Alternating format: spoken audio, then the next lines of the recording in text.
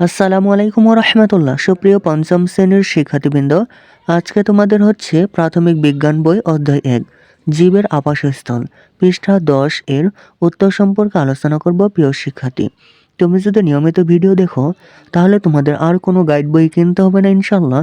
সুতরাং চ্যানেলটি এখনই সাবস্ক্রাইব করে পাশে থাকতে পারো। চলো শুরু করা যাক। 1 নম্বর হচ্ছে সঠিক উত্তরে টিক চিহ্ন দিই। সঠিক উত্তরে টিক চিহ্ন দিই।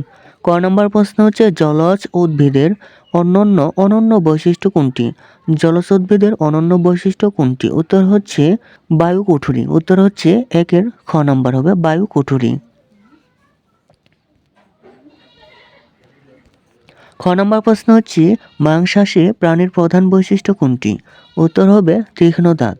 উত্তর তীক্ষ্ণ দাঁত। মাংসাশী প্রাণীর প্রধান বৈশিষ্ট্য তীক্ষ্ণ দাঁত। গ নম্বর প্রশ্ন শ্বাসমূল কোন উদ্ভিদে পাওয়া যায়? শ্বাসমূল কোন উদ্ভিদে পাওয়া যায়? উত্তর হচ্ছে সুন্দরী। সুন্দরী উদ্ভিদে শ্বাসমূল পাওয়া যায়।